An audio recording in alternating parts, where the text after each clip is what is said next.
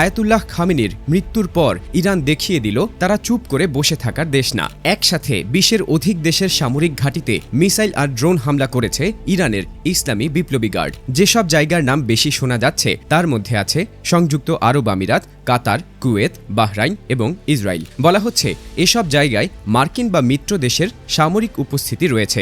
Iran দাবি করেছে তারা শুধু সতর্ক বার্তা দেয়নি, সরাসরি আঘাত করেছে। বিশেষ করে আমেরিকার সামরিক ঘাঁটিগুলোকে লক্ষ্য করা হয়েছে বলে দাবি করা হচ্ছে, যদিও আন্তর্জাতিক সংবাদ মাধ্যম এখনও সব তথ্য যাচাই করছে। একটি বড় প্রশ্ন এখন ঘুরছে, আসলেই কতটা ক্ষতি হয়েছে? কিছু ভিডিওতে আগ আর ধোঁয়া দেখা গেলেও সব দাবি যে শতভাগ সত্য তা এখনও নিশ্চিত নয়। বিভিন্ন দেশের সরকার পরিস্থিতি পর্যবেক্ষণ করছে। অনেক জায়গায় বিমান চলাচল সাময়িকভাবে বন্ধ করা হয়েছে, মানুষকে ঘরে থাকার পরামর্শ দেওয়া হয়েছে, রাতভর সাইরেন বাজছে এমন খবরও পাওয়া গেছে। কাতারের দোহা শহরে একাধিক বিস্ফোরণের শব্দ শোনা গেছে বলে স্থানীয় সূত্র জানিয়েছে। সংযুক্ত আরব আমিরাতেও আতঙ্ক ছড়িয়েছে। দুবাই ও আবুধাবিতে মানুষ আতঙ্কে রাস্তায় নেমে আসে। কেউ কেউ বলছে বন্দর এলাকায় আগুন লেগেছে, আবার কেউ বলছে বিমানবন্দর এলাকায় সতর্কতা জারি করা হয়েছে। তবে প্রতিটি খবরই এখন যাচাইয়ের মধ্যে আছে। ইসরায়েলেও সতর্ক সংকেত বাজানো হয়েছে বলে খবর এসেছে।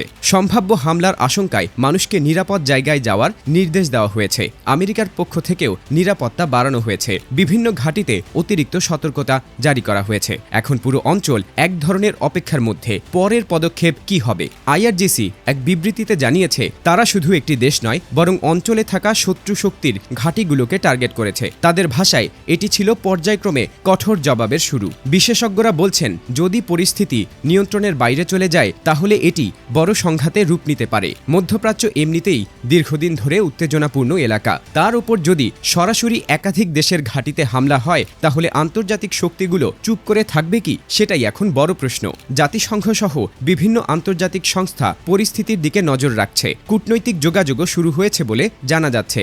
অনেক দেশই চায় না পরিস্থিতি যুদ্ধের দিকে যাক, কারণ এর প্রভাব শুধু মধ্যপ্রাচ্যে সীমাবদ্ধ থাকবে না। তেলের বাজার, বৈশ্বিক অর্থনীতি, এমনকি সাধারণ মানুষের জীবনেও এর প্রভাব পড়তে পারে। তবে আরেকটি বিষয়ও গুরুত্বপূর্ণ, সামাজিক মাধ্যমে অনেক ভিডিও আর দাবি দ্রুত ছড়িয়ে পড়ছে, কিন্তু সব তথ্যই যে সঠিক তা নয়। তাই যে কোনো খবর বিশ্বাস করার আগে যাচাই করা জরুরি, কারণ উত্তেজনার সময়ে গুজব খুব দ্রুত ছড়ায় আর সেটা পরিস্থিতিকে আরও জটিল করে তুলতে পারে। এই মুহূর্তে সবচেয়ে বড় বিষয় হলো পরবর্তী পদক্ষেপ। ইরান কি এখানেই থামবে নাকি প্রতিপক্ষ কোনো জবাব দেবে? যদি পাল্টা আঘাত আসে তাহলে পরিস্থিতি আরও উত্তপ্ত হয়ে উঠতে পারে। আবার কূটনৈতিক আলোচনার মাধ্যমে যদি উত্তেজনা কমানো যায় তাহলে বড় সংঘাত এড়ানো সম্ভব। মধ্যপ্রাচ্যের আকাশ এখনও শান্ত হয়নি, নিরাপত্তা জোরদার করা হয়েছে, মানুষ আতঙ্কে খবর দেখছে, বিশ্ব নেতারা বৈঠকে বসেছেন।